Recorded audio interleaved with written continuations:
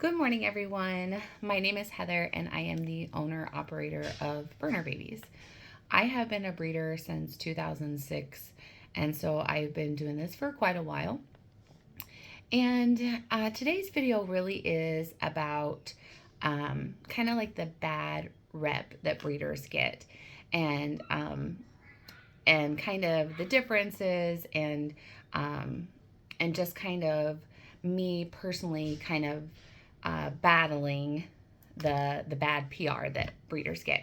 So the first thing that I have a little notebook here, and the first thing on my list is the adopt, don't shop mentality. So if you have followed me for any length of time, when I post videos of our babies, I put adopted. And about 3 times a week, I get the comment that my puppies are not adopted, they're sold. And so I have tried to combat this on Facebook, and now I just delete and ban the people because I don't want people who don't understand my value of dogs following my page. And that may sound harsh, but I feel like if you don't understand me as a breeder, if you are just seeing that I'm a breeder and I mark adopted and you think, well, you're not adopting out dogs, you're selling dogs, then you and I do not value the dogs in the same way. And so you're better off probably not following me. And so I just kind of want to talk about why I personally put adopted.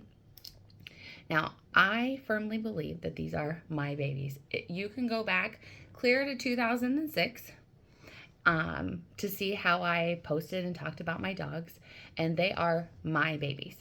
And that's how they know them. You know, like the dogs, or the puppies, I should say. The puppies, like I don't call them by individual names because usually the new owners change their names.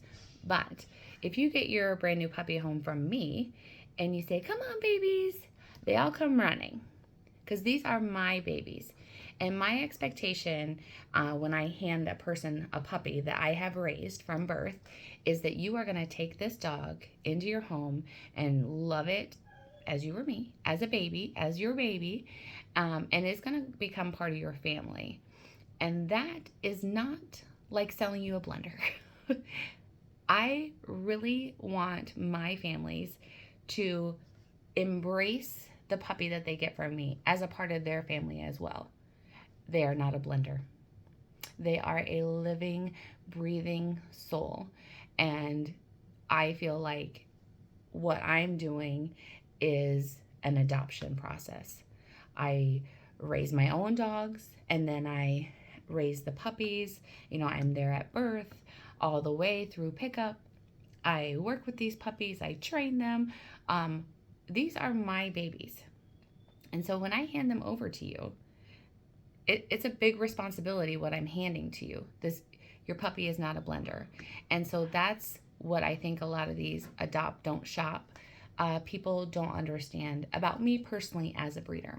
And it's not like I'm the only one. There are tons of us out there, good breeders.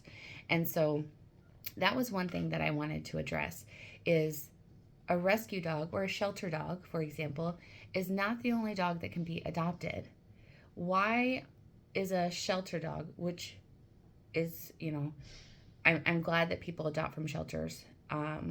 In fact, I encourage it. We support our local shelters with donations of dog food and toys and things like that.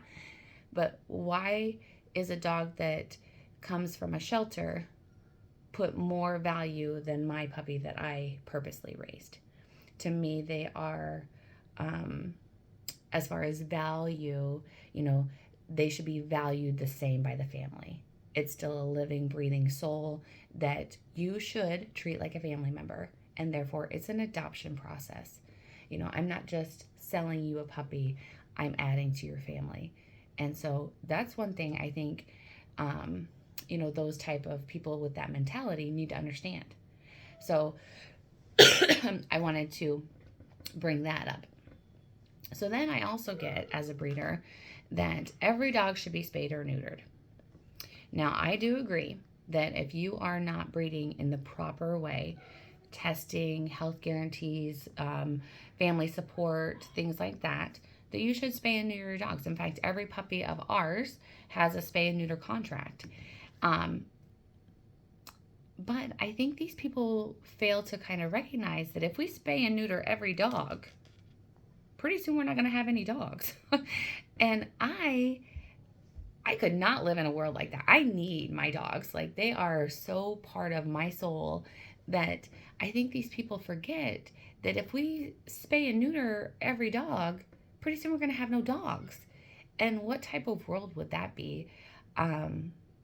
Just in general. I mean, look at how great dogs are with kids, and what they can teach a child, and what they teach us about compassion and love, and all of those things that, again, several times a month I get, your dog should be spayed and neutered. Okay, well, if everybody spayed and neutered, we wouldn't have any more dogs. Sorry. And there is huge value, like heart value, in purebred dogs, and not just what I raise in the Bernese Mountain Dogs. But, like my employee's brother, he really loves labs. He only wants labs. There's people like that you could go to a shelter and you could try to find that dog, or you could go to a breeder, a good breeder, who is testing and offering health guarantees and lifetime breeder support and things like that, where you kind of know not only the health history of the puppy that you're picking up, but the temperament of the parents and maybe the grandparents and beyond. And so kind of the history of that puppy when you pick it up. And when you rescue from a shelter, which again I am saying is a great thing, you don't always get that lab or that history. You definitely don't get any kind of health guarantee because they don't know. And so sometimes people are just looking for particular things. And so, that's where us as good breeders come in, and, we're trying to do the best that we can. And we're offering a purebred dog to keep those lines alive. If we just left it to, if everybody who owned a dog spayed and neutered, the only dogs that would be left are the strays on the street, and, with who knows what kind of genetic baggage, what kind of temperament, etc., to raise the puppies of the world. And so I don't think, if they were to take the time to think about what they're saying, they might truly grasp what I'm trying to put out into the world today. So, the next thing I'm going to talk about, I really have this long list of things I want to discuss. So the next thing I'm going to talk about are these like rescue organizations, where if you are registered with your state or the USDA as a breeder, you are automatically a puppy mill. That is what they put out. I have been to many rescue sites because I would like to support going into the puppy mills and taking those dogs away. In fact, on a couple different occasions, I have offered my own services, my truck, my trailer, even my vet, where I would pay for those services to get dogs out of bad situations. And so I follow some of those rescues. But the problem is they consider every breeder, doesn't matter if you have 3 dogs or 100 dogs, you're a puppy mill. So like in the state of Iowa, you are required to be licensed with the state if you have more than 3 breeding dogs. So you can go to a map of Iowa and it will show you all of the licensed breeders. And then you go to one of these rescue sites and those exact same dots are on the map as puppy mills. So they don't really know anything about the breeder. They don't know really anything more than they're a dot on the map, and they're automatically assumed a puppy mill. And let me tell you, there are some horrific puppy mills, but there are also really great breeders. Like us, for example, I feel like we offer the very best health guarantee that I've ever seen. We have a private closed Facebook group. You can reach out to me in 10 years, and I have had people do that. I have people who, they adopted a puppy from us in the very beginning who still follow me on Facebook or reach out to me or send pictures, or, like if their dog has passed, they let me know. I mean, these things span the whole lifetime of the dog, not just the minute I hand you your new puppy. And so without any knowledge about the breeder, him or herself, they automatically assume that if you're a dot on the map, you're a puppy mill. And I feel like that mentality also needs to stop. Let's call out the true puppy mills and the bad breeders in these rescue organizations so that people can learn the difference between a puppy mill, a backyard breeder, and a good breeder, which is my next topic. So, what are the differences? And I have been called everything that you can think of by people. I mean, breeders really do have to face harassment on a pretty regular basis. And I can't speak for every breeder. I can only speak for myself. But this has been what I wanted to do since I was 12 years old. This was not a like way for me to get rich quick or whatever. And guess what? I'm not rich. I'm broke all the time. These dogs are super expensive. But you know what I'm trying to say? Like, when I was 12, this is what I wanted to do with my life. I knew that I wanted Bernese Mountain Dogs, and I knew I wanted to raise puppies. And there are people who get in it too for the wrong reasons. They think they're gonna make a boatload of money. You know, you're selling your puppies for a couple of $1,000s, and they think, oh, you just brought in $10,000 off of a litter of 5 puppies.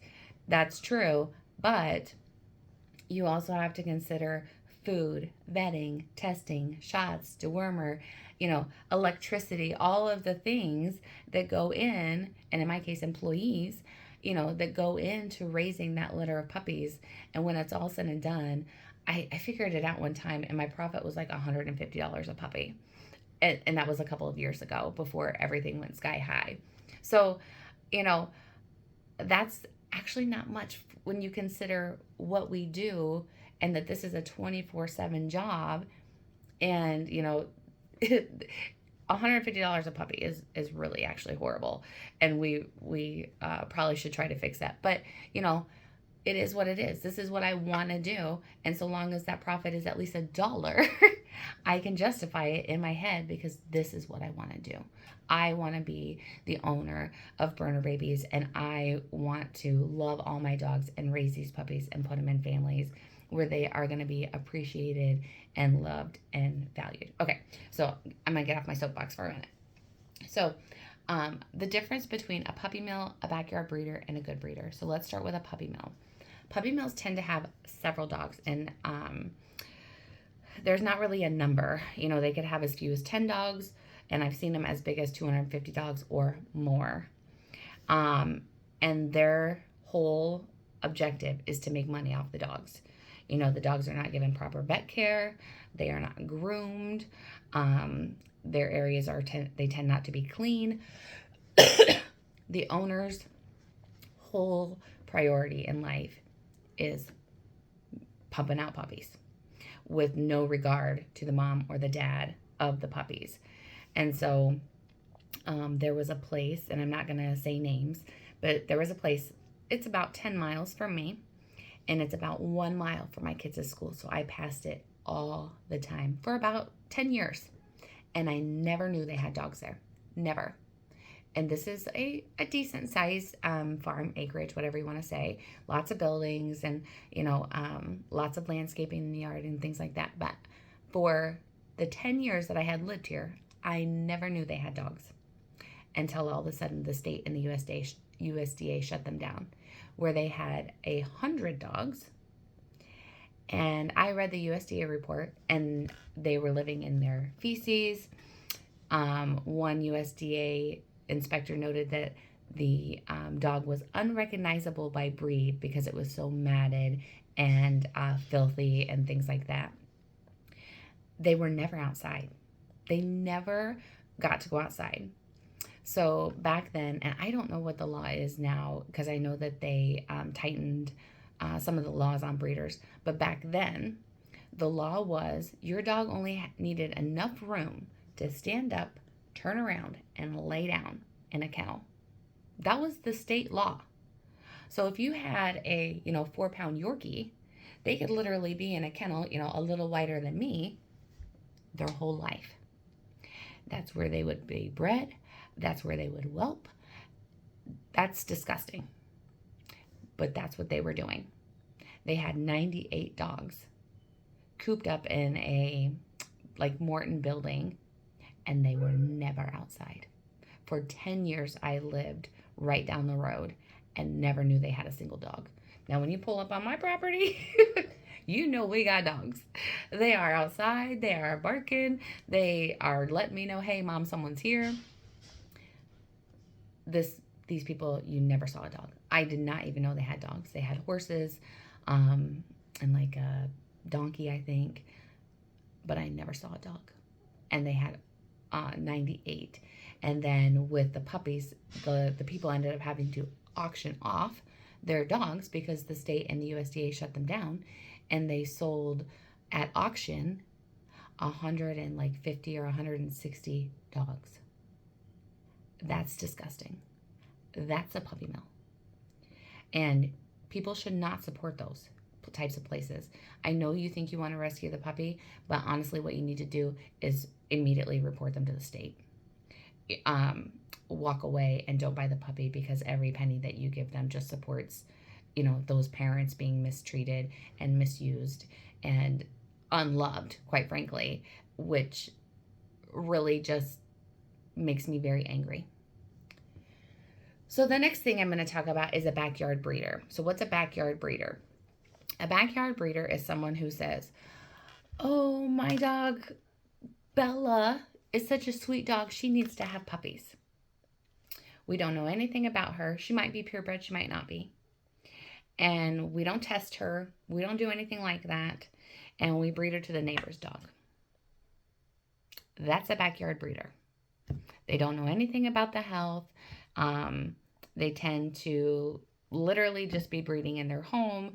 But usually it's, my dog's such a good dog. She needs to be a mom.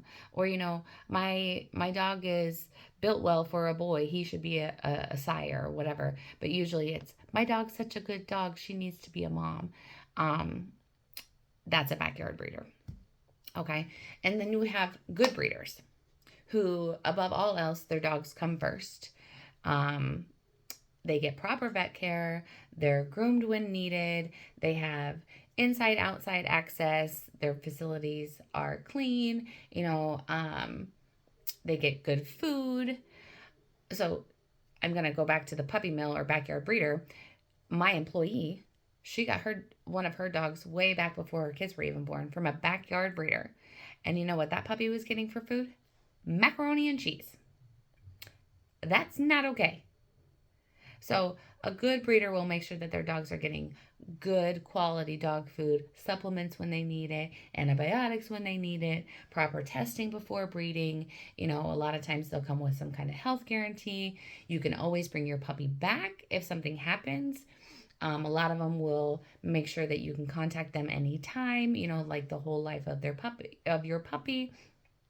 So there's a huge difference. A puppy mill usually just hands you the puppy.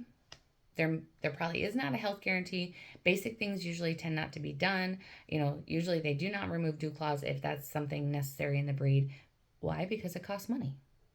That's why. It costs money. And dew claws is one of the cheapest things you can do. It's usually like $3 or $4 a puppy to remove the dew claws. So why aren't we doing that? Oh, because profit is your bottom line. That's why. They may or may not be vaccinated. They probably have not had any dewormer, or maybe just one round of dewormer, things like that. So huge difference between just those three types of things. And trust me, I've been called all of them. And I feel like by educating the public on what each one means, not just about me, but in breeders in general, you can recognize it and decide if you want to go adopt a puppy from those people or not. So that's one thing.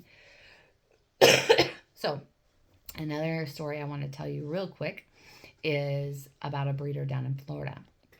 So this guy was breeding hunting dogs.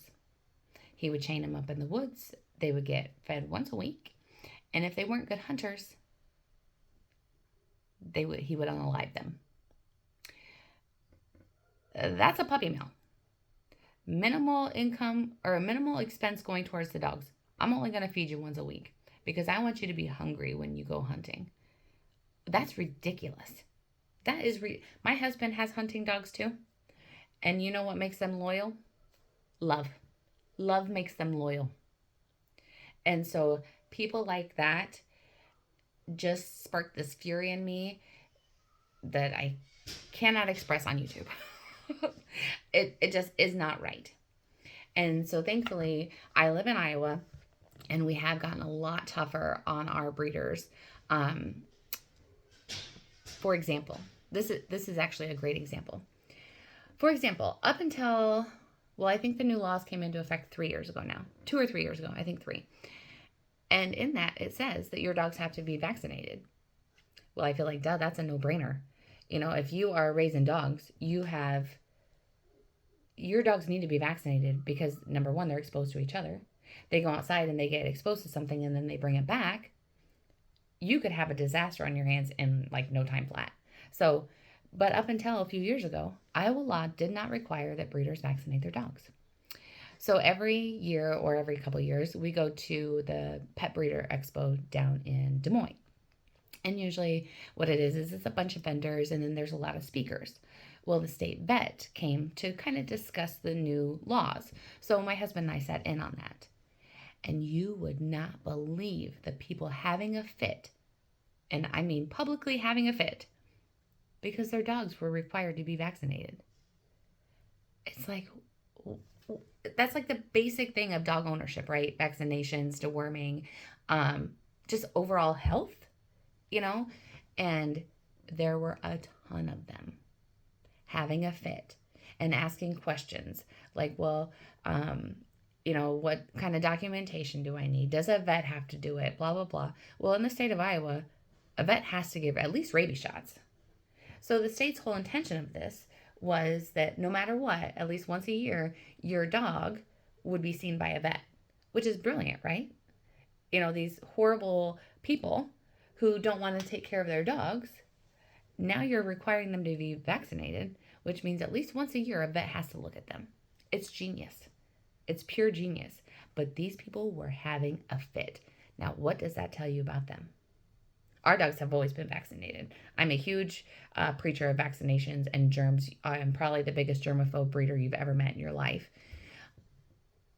I just was absolutely flabbergasted that not only, I remember one lady stood up and says, but my dogs never leave their kennels.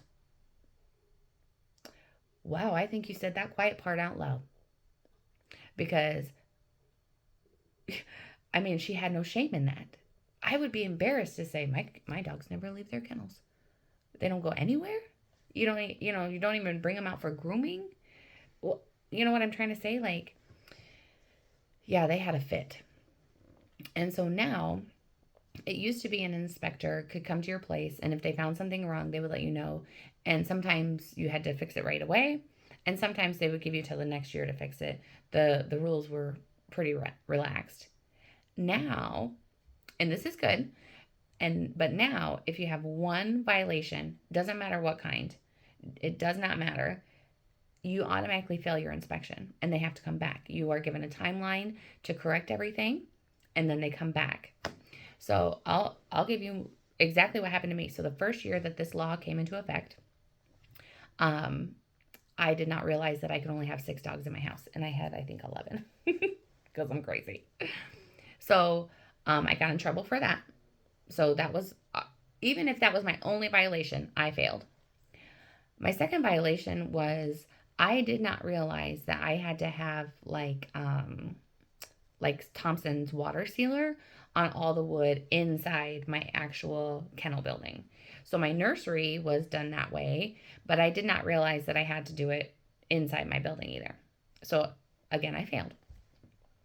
So I failed my whole inspection because of those 2 things. Okay?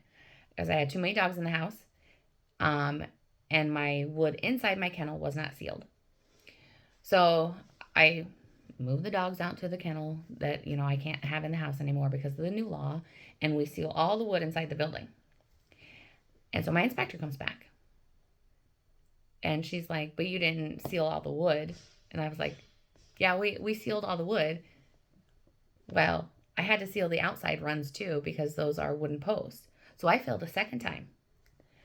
So, they are really cracking down, which I think is amazing because it means that they'll be able to shut down bad breeders faster. And I think you only get 3 times with the same violation. So let's say my inspector came back this year and I had too many dogs in the house again. So that would be my strike 2. And then she came back next year and I had too many dogs in the house again. Like I'm just flatly not listening to the law. That would be my strike 3, and they would start the process to shut me down. So they are, well, and actually, I'm sorry, I misspoke. So let me restart that. So let's say my inspector came today and I had too many dogs in the house. I would have so many days to correct it. If I didn't, now I'm on strike 2 because, last 2 years ago or whatever, she came and I had too many dogs in the house.